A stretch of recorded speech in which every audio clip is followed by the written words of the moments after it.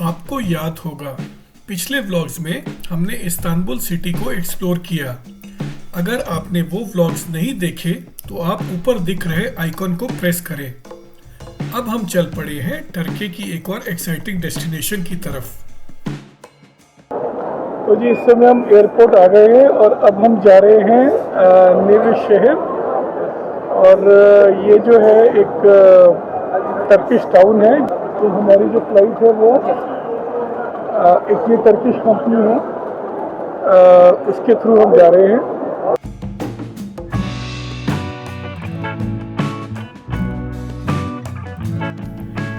आज हम जा रहे हैं टर्की के मोस्ट डिजायर्ड टूरिस्ट रीजन में, जिसको कि बोलते हैं कैपेडोकिया। और हम लैंड करेंगे कैपेडोकिया के प्रोविंशियल कैपिटल नेव शहर में। इस्तांबुल से कैपेडोकिया रीजन लगभग 760 किलोमीटर दूर है, बट हमें ये फ्लाइट सिर्फ 1 घंटे में वहां पहुंचा देगी। टर्की के सेंट्रल एनातोलियन रीजन में लोकेटेड कैपेडोकिया फेमस है अपने अनवर्ल्डली लैंडस्केप्स के लिए। इसके फेरी चिमनी रॉक फॉर्मेशंस, जिसके बारे में मैं आगे डिटेल से बताऊंगा, और एक ऐसा क्लाइमेट जो कि हॉट एयर बैलूनिंग के लिए मोस्ट सूटेबल है, इस रीजन को बनाते हैं एक यूनिक ट्रैवल डेस्टिनेशन। तो चलिए let's start walking with Puneet. Cappadocia में अराइव हो चुके हैं और अब एयरपोर्ट से जा रहे हैं अपने होटल। और ये जो है बस हमें लेने आई है।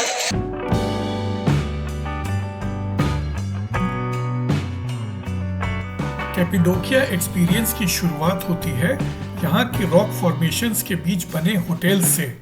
और हम रुक रहे हैं एक ऐसे रूम में जो कि एक केव से पार्शियली क्राफ्टेड भी है। ये मैं आपको हमारा ये केव रूम दिखाता हूँ। तो यहाँ पर जो है ये सीटिंग एरिया है और बहुत ही कोजी सा रूम है। ये सब जो है पहले केव्स की जैसी शेप है, पत्थर की स्टोन्स की जैसी शेप है, उसी तरह से ही रूम है। और यहाँ पर एक छोटा सा फायर प्लेस है और यहाँ पे ये मिनी बार है। इधर जो है बेडरूम आता है और इसमें जो ये बने हैं ना बड़े इंटरेस्टिंग, जैसे इजिप्शियन स्टाइल का आर्किटेक्चर है। और ये जो विंडोज है कुछ इंडिया की हवेली की भी याद दिलाता है। जैसे इंडिया में हवेली होती थी उस तरह की भी याद दिलाता है। तो ये बहुत आर्चेस जो है बहुत अच्छे लग रहे हैं। इसी तरह से आप ये आर्चेस जो है वो जगह जगह देखेंगे।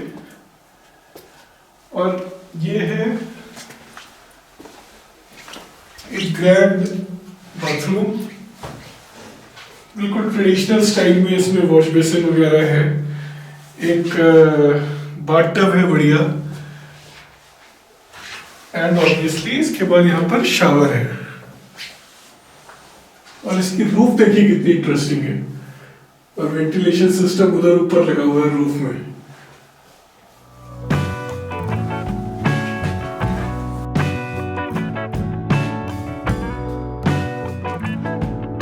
You put it in oven, yes? Yes. Okay. And for sure, do you have and there little turn. Do you have there here? Okay. Tak. Okay. Turn.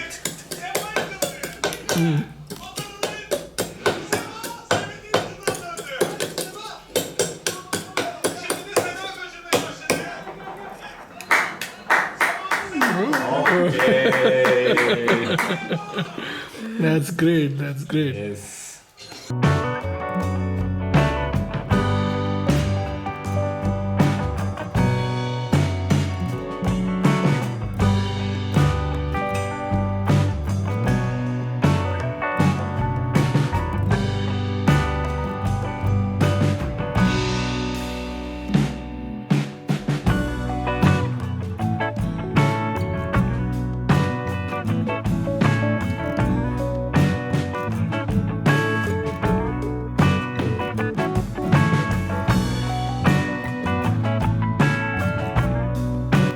अगले दिन सुबह उठ के हमको हमारे होटल के रूफ टॉप से मिली कैपेडोकिया के यूनिक लैंडस्केप की पहली झलक।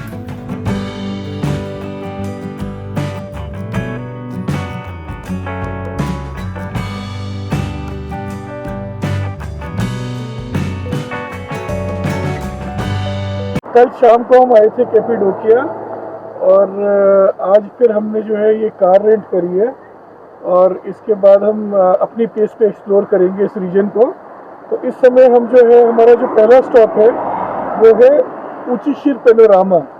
ये जो आप सामने देख रहे हैं ये सारे देखिए केव हाउसेस हैं, मैं इनको पास से जाके दिखाऊंगा। और ये बहुत एंशियंट टाइम से मल्टी फ्लोर हाउसेस हैं।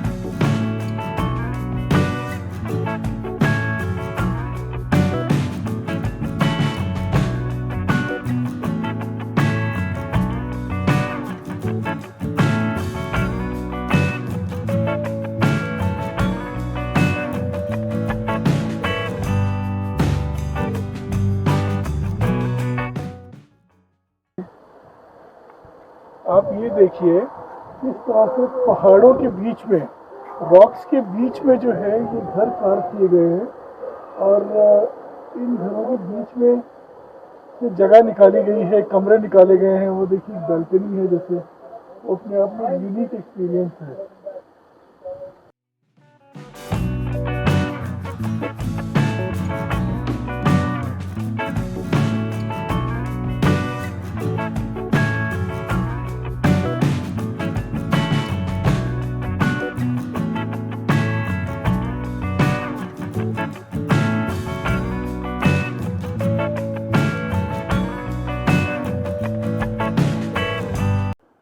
Hello. Hi.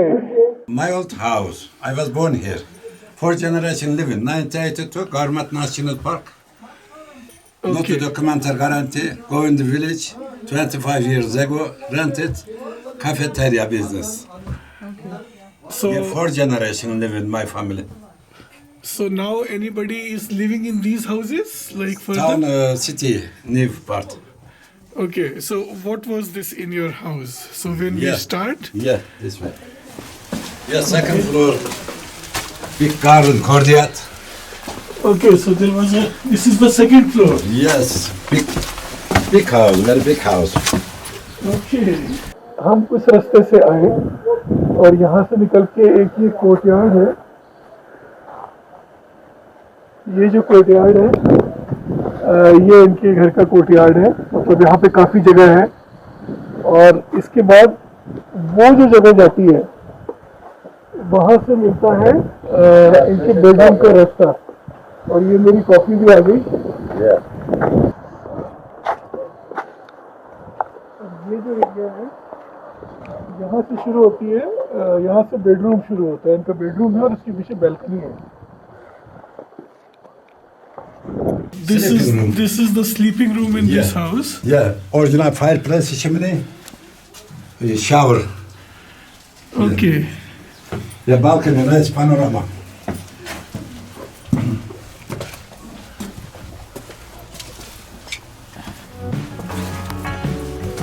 ये जो कैपेडोकिया की यूनिक टोपोग्राफी आप देख रहे हैं, इनको पॉपुलरली बोला जाता है फेरी चिमनीज या फिर हुडूस।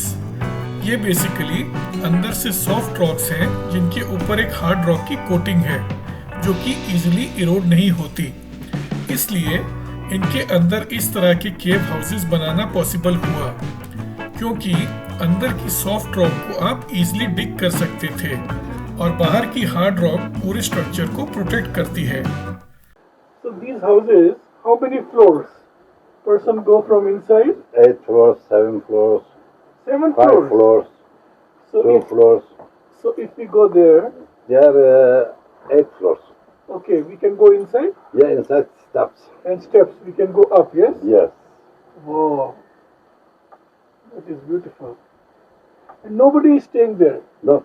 If somebody, maybe some homeless person, come and start living there. Now not living. National Park UNESCO. Ah, okay. Yeah, So international park. this is a UNESCO World Heritage Site. Yeah. Okay. Before Ottoman time, pigeon nest. Small tunnel enters pigeons. Many pigeons before. Million. Farms fertilizer. Yeah. You know fertilizer? Yes. Yeah. Many grapes garden, Cappadocian, apricot, Uh-huh. grapes, farmers Great fertilizer. farmers. Yeah.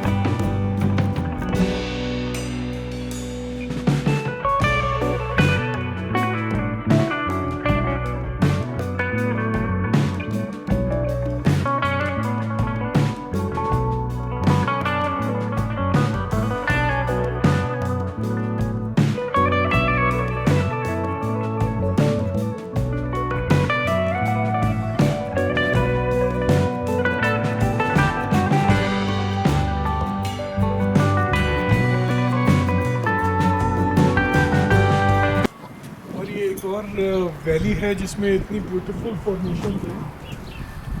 हर तरफ यहाँ पर इस तरह के घर बने हुए थे।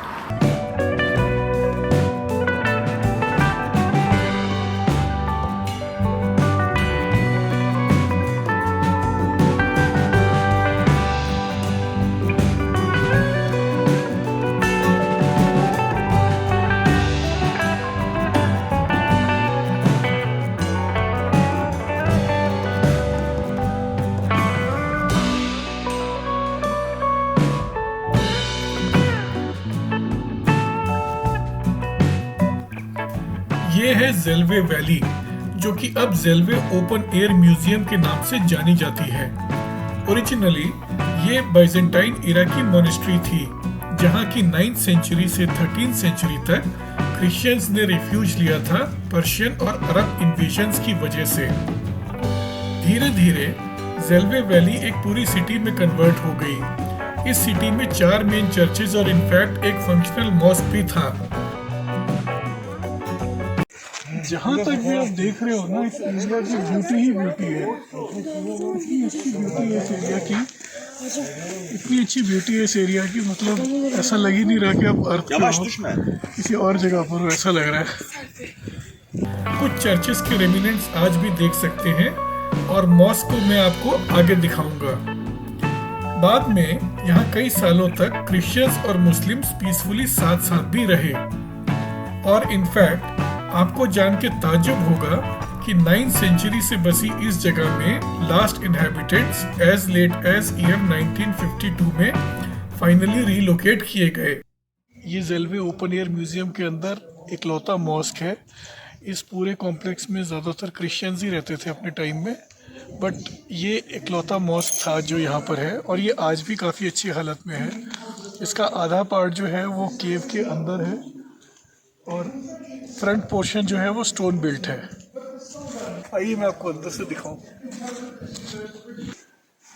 ये देखिए, इस मॉस्क में जो ये वाला पोर्शन है ये नेचुरल केव है, और जो इधर वाला पोर्शन है ये स्टोन से कार्व करके इसके आगे इसको शेप दी गई है, बिल्डिंग बनाई गई है।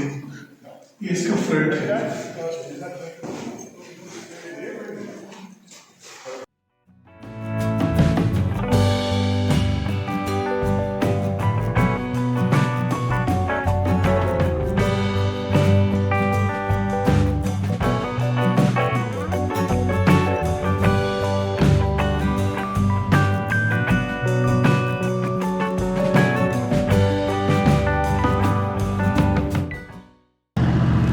हम आए हैं इमेजिनेशन वैली पे, और इमेजिनेशन वैली इसका नाम इसलिए पड़ा क्योंकि ये जो रॉक्स है इन्होंने एक ऐसी शेप ले ली है कि आप खुद ही इमेजिन करिए कि तरह तरह की फिगर्स आपके दिमाग में क्या आती हैं इनको देख के।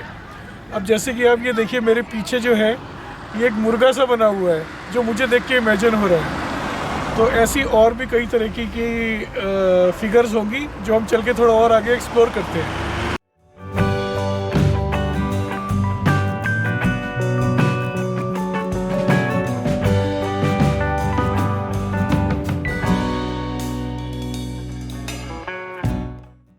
चलिए बताइए कि ये जो शेप है ये आपको किस जैसी दिख रही है? मुझे तो ये दिख रही है या तो स्नेक जैसी या एक एलिगेटर जैसी।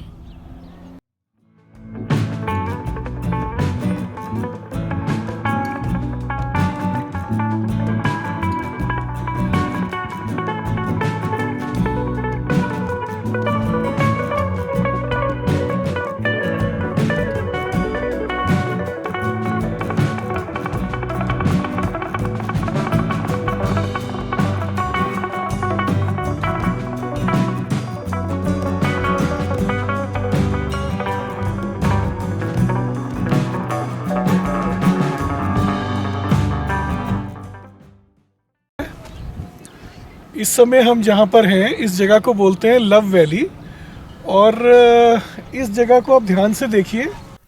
कैपेडोकिया के ये यूनिक जियोलॉजिकल फॉर्मेशंस जो आप देख रहे हैं ये रिजल्ट है मिलियन ईयर्स पहले हुए वॉल्केनिक इरप्शंस का, जिसकी एज से पहले तो बने टफ पोरस रॉक्स को भी बोलते हैं और फिर समय के साथ उनके ऊपर जमा हुए बसाल्ट की लेयर्स। इसके बाद मदर नेचर ने इरोजन शुरू करी। समय के साथ पोरस टफ रॉक्स जल्दी इरोड होने लगी, जिससे कि शेप में आए ये पिलर्स जिनकी की हाइट 130 फीट तक भी देखी गई है ये फॉर्म होने लगे।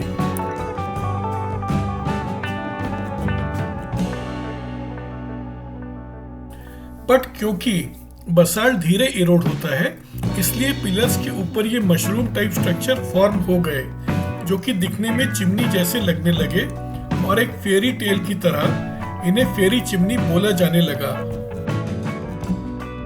अब शाम हो चली है, कैपेडोकिया में अभी बहुत कुछ एक्सप्लोर करना बाकी है।